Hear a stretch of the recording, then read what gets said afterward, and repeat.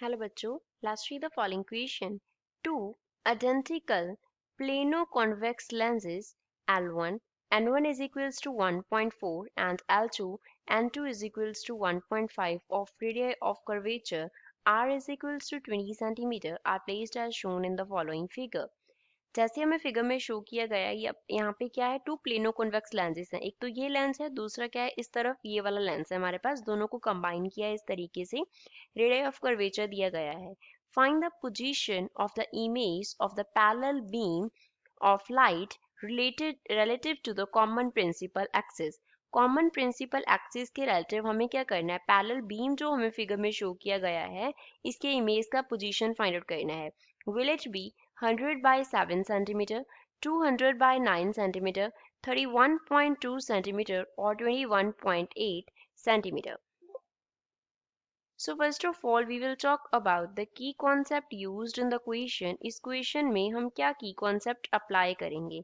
यहाँ पे हम use करेंगे lens maker formula, lens makers formula. According to lens makers formula, अगर हमें focal length निकालना हो then हम क्या use करते हैं, क्या relation होता है?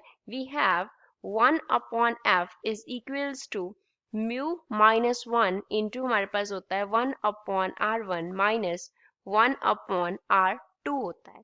अब यहाँ पे f जो है वो क्या रिप्रेजेंट करता है, फोकल लेंथ को डिनोट कर रहा है, फोकल लेंथ को डिनोट कर रहा है। mu here denotes the refractive index को डिनोट कर रहा है।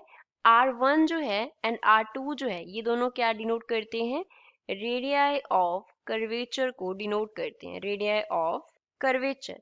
अब हम यहाँ पे फिगर से देखते हैं, पहले हमने L1 लेंस रखा देन L2। हमें जो L1 का रिफ्रैक्टिव इंडेक्स दिया गया है वो क्वेश्चन में डिनोट किया गया है बाय N1 दैट इज 1.4। कितना है, N1 is equals to 1.4। Second जो हमारे पास लेंस है प्लेनो कन्वेक्स, उसका जो रिफ्रैक्टिव इंडेक्स है दैट इज 1.5। म्यू को डिनोट किया है किससे, N से। अब यहाँ पे इसका जो रेडियस ऑफ कर्वेचर है फर्स्ट सरफेस के लिए क्या होगा, R1 होगा। जो हमारा प्लेन सरफेस होता है उसके लिए रेडियस ऑफ कर्वेचर R कितना होता है, इन्फिनिटी होता है। नेक्स्ट जो हमारा ये वाला सरफेस है इसके लिए रेडियस ऑफ कर्वेचर कितना होगा, R2 होगा। R1 जो है वो किसके लिए है, इस सरफेस के लिए है। R जो है वो इन्फिनिटी हो गया प्लेन सरफेस के लिए, R2 कितना हो गया, अगेन 20 सेंटीमीटर हमें गिवन है। अब इस क्वेश्चन को सॉल्व करते हैं। पहले हम फर्स्ट लेंस की बात करते हैं। फर्स्ट हमारे पास जो प्लेनो कन्वेक्स लेंस है उसके लिए जो फोकल लेंथ होगा वो सपोज कितना है, f1 है। तो वो किसके इक्वल होगा, उसका जो रिफ्रैक्टिव इंडेक्स है यहाँ पे n1 एंड माइनस क्या कर देंगे, 1 कर देंगे। साथ में क्या आ जाएगा, 1 अपॉन r1। अब फर्स्ट सरफेस के लिए अकॉर्डिंग टू साइन कन्वेंशंस जो रेडियस ऑफ कर्वेचर होगा वो प्लस होगा, 1/20 आ गया।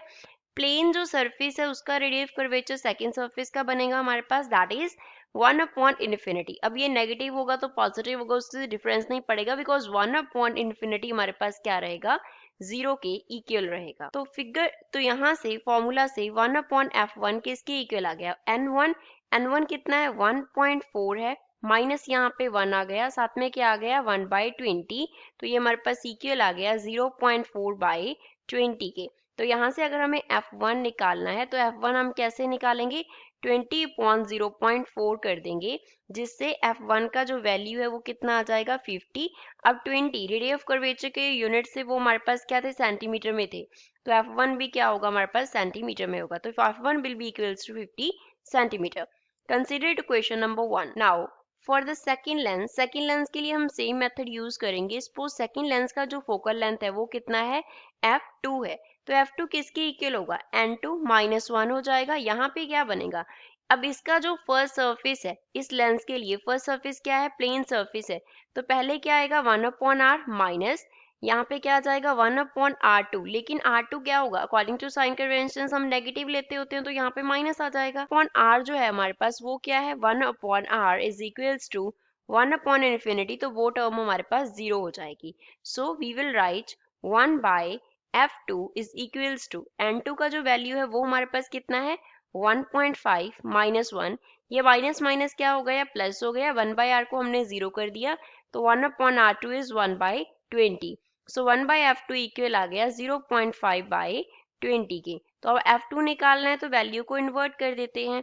सो f2 जो होगा वो किसके इक्वल आ जाएगा 20/0.5 which means f2 will be equals to 40 centimetre. Consider to question number 2। जब हम कॉम्बिनेशन ऑफ लेंसेज की बात करते हैं तो कॉम्बिनेशन का फोकल लेंथ अगर हमें निकालना हो तो उसका फॉर्मूला अप्लाई करेंगे। For combination of lenses, lenses का जो कॉम्बिनेशन है उसका फोकल लेंथ सपोज हमारे पास कैपिटल एफ है तो 1/f जो होगा वो किसके इक्वल होगा 1/f1 प्लस 1/f2 के इक्वल होगा। अब यहाँ पे हम यूज कर लेंगे first and second equation. For 1 and 2 we can write the value of 1 by capital F. So 1 by F will be equals to 1 by 50 plus 1 by 40। अब इसका हम एलसीएम ले लेंगे तो 1 अपॉन कैपिटल F इक्वल आ जाएगा, ऊपर हमारे पास आ जाएगा 4 प्लस 5, 4 प्लस 5 अपॉन में क्या आ गया 20, 200। So it will be equals to 9/200। तो यहाँ से कैपिटल F का जो वैल्यू है वो हमारे पास कितना आ जाएगा 200/9 सेंटीमीटर आ जाएगा। तो ये हमारे पास जो में कॉम्बिनेशन दिया गया है लेंसेज का उसका फोकल लेंथ आ गया। अब हमारे पास जो फिगर है वो किस तरीके से, इस तरीके से ये लेंस बन रहा है कॉन्वेक्स लेंस। ऑल्दो हमने टू लेंसेज को क्या किया हुआ है ज्वाइन किया हुआ है, लेकिन ओवरऑल जो फिगर है वो इस तरीके से बन रही है। ये उसका प्रिंसिपल एक्सिस हो गया। जब रेज जो है वो प्रिंसिपल एक्सिस के पैरेलल आती हैं तब वो कहाँ पे फोकस होती हैं कॉन्वेक्स लेंस के फोकस पे, जहाँ पे कॉन्वेक्स लेंस का फोकस होता है वहां पे फोकस होती हैं सभी रेज। मींस इमेज कहाँ पे बनेगी फोकस पे बनेगी। तो फोकस कितने डिस्टेंस पे है जितना फोकल लेंथ है capital F, that means image का जो पोजीशन होगा वो कितना होगा फोकल लेंथ के इक्वल होगा, दैट इज 200/9 सेंटीमीटर होगा। तो गिवन ऑप्शन में से बी इस क्वेश्चन का करेक्ट आंसर है। I hope you understood it well. Thanks.